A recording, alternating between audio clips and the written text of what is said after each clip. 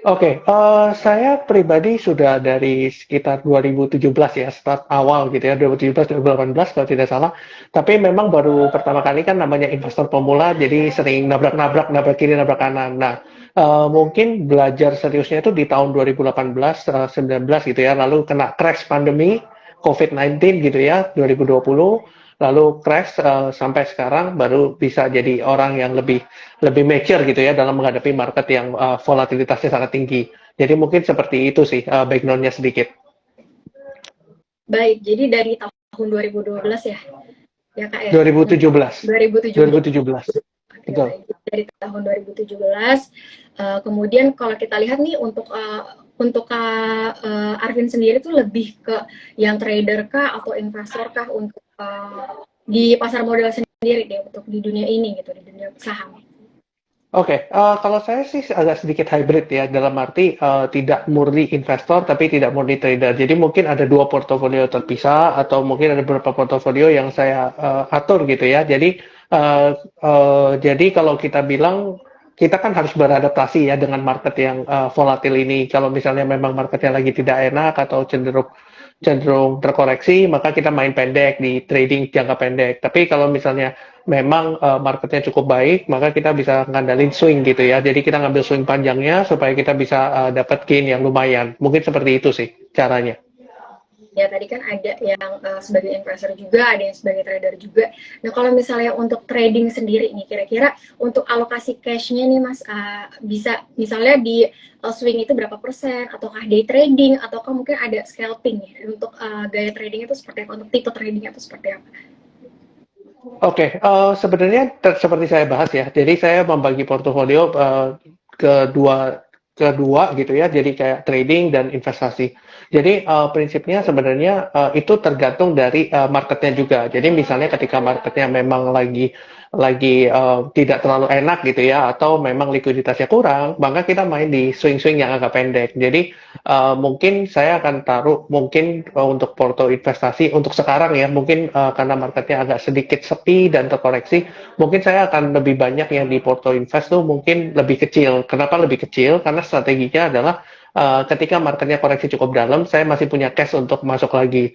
Tapi kalau yang trading pendek, mungkin kalau kita bisa rasio secara keseluruhan porto gitu ya, mungkin di saham mungkin posisi sekarang itu trading mungkin tuh bisa di kisaran 60%, sedangkan invest masih 40%. Tapi portofolio ini bisa berubah seiring dengan market yang juga berubah. Jadi kita harus terus beradaptasi.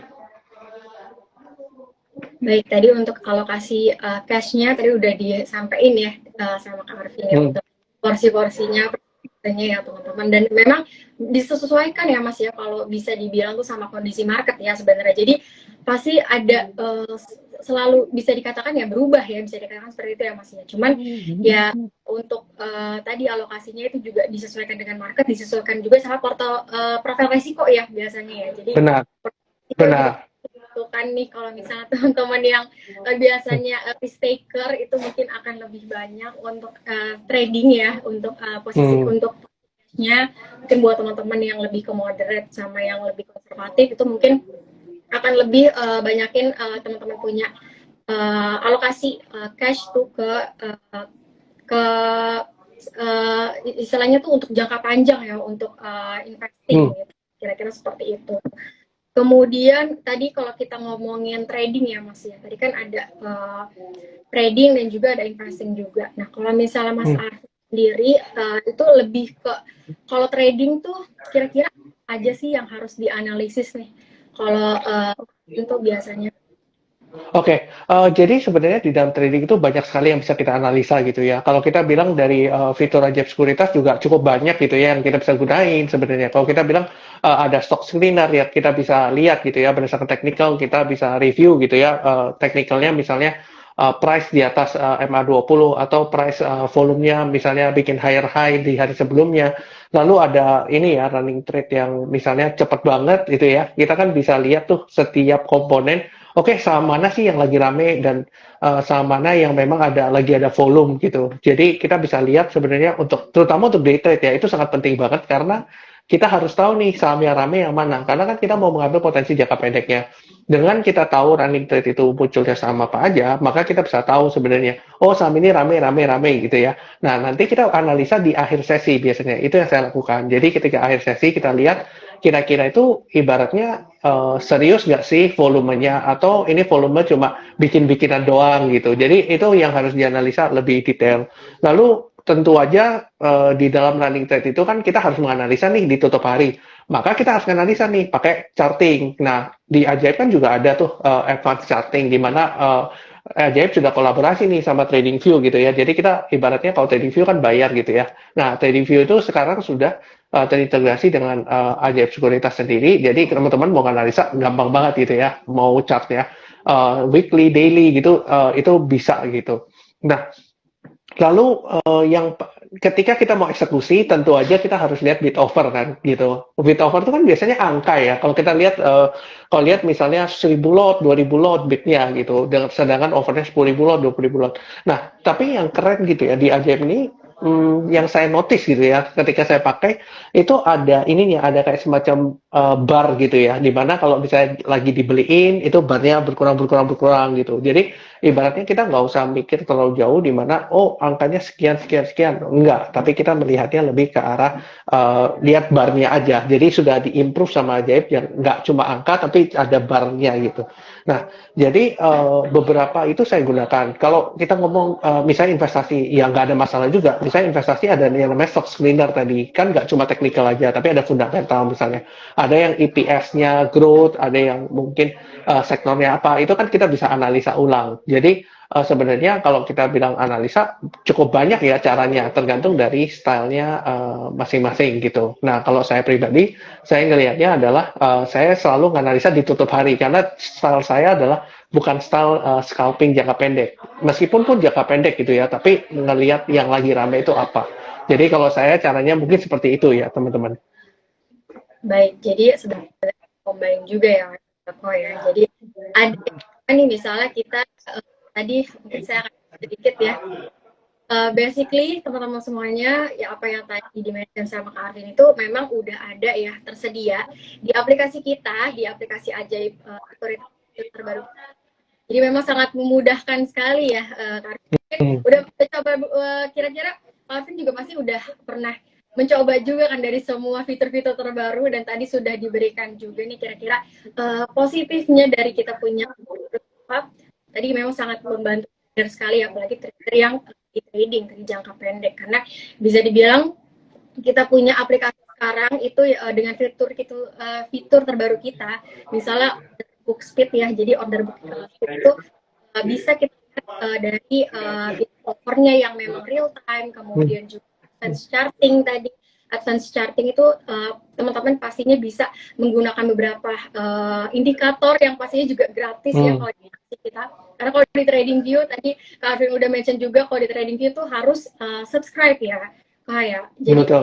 Kan Ajaib Sekuritas itu membantu trader sekali ya untuk benar jadi trader Anda untuk benar-benar belajar ya teman-teman semuanya. Teman-teman pastinya membutuhkan nih beberapa indikator nggak hanya 2 atau 3 ya. Mungkin yang baru yang mau belajar itu kan pasti butuh indikator tuh banyak ya. Kayak kalau misalnya profesional mungkin akan indikatornya dikit aja gitu. Tapi kalau yang biasanya butuh tuh yang banyak sekali ya indikatornya. Jadi dicoba kira-kira yang mana yang cocok, yang mana yang nyaman biasanya yang akan mereka gunakan itu. Nah kira-kira tadi keseluruhan ya terkait dengan fitur dari Ajaib Sekuritas yang terbaru ya. Mungkin Kak Arvin bisa di tutorial nih Kak dari yang awal nih advance charting misalnya. Let's say mungkin bisa di kira-kira saham apa sih yang mungkin bisa bisa kita lihat ya menggunakan advance charting ini contohnya nih. Mungkin saham yang menarik di Q2 tahun 2023 ini dan mungkin ada beberapa katalis yang mungkin bisa diberikan juga nih selain dari chartingnya.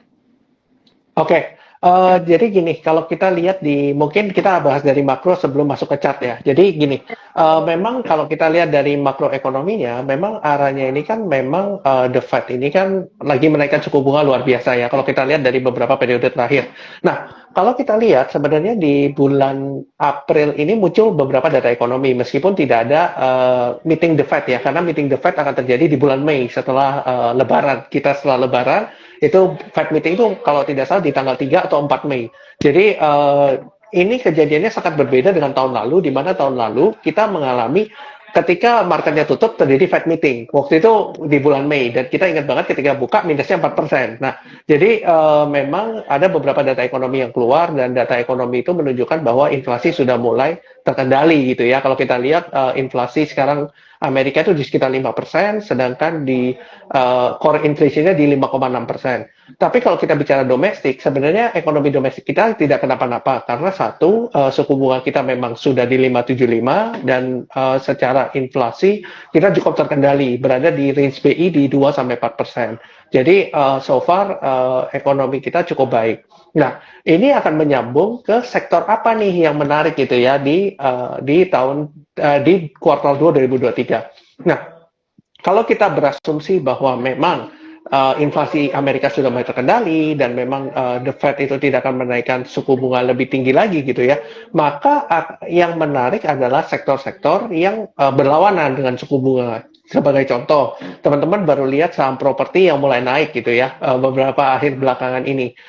Kalau kita lihat di running trade di Ajaib, kita bisa lihat beberapa saham seperti MDLN, lalu BSDE, lalu Sumarekon, satu sektor itu bergerak semua. Nah, katalisnya itu apa sih sebenarnya? Jadi gini, saya pun juga sudah pernah bikin konten ya, waktu itu di akhir tahun lalu, saya menyampaikan bahwa akan terjadi spillover effect daripada rally komoditi di tahun 2022, karena ibaratnya pebisnis atau pekerja yang di 2022 menerima spillover gaji atau bonus atau tunjangan dan business owner-nya itu akan berinvestasi lagi nih, dan ini sudah pernah terjadi siklusnya beberapa tahun yang lalu. Nah, kalau kita lihat di tahun 2021-2022, backlog order yang terjadi di properti, emiten properti itu sudah melebihi target yang mereka ingin capai. Jadi tahun 2022 kalau kita lihat BSDE itu kalau tidak salah target backlog-nya itu di sekitar 110%, sedangkan Ciputra itu bahkan merevisi target penjualannya jadi lebih tinggi, bukan lebih rendah ya. Jadi kita bisa melihat optimisme dari perusahaan properti. Cuma masalahnya perusahaan properti ini berkaitan dengan pencatatan akuntansi. Jadi ketika terjadi pencatatan akuntansi, di mana rumah itu harus dibangun dulu sebelum diserah terimakan kan gitu. Jadi butuh waktu untuk menyelesaikan orderan yang terjadi ini.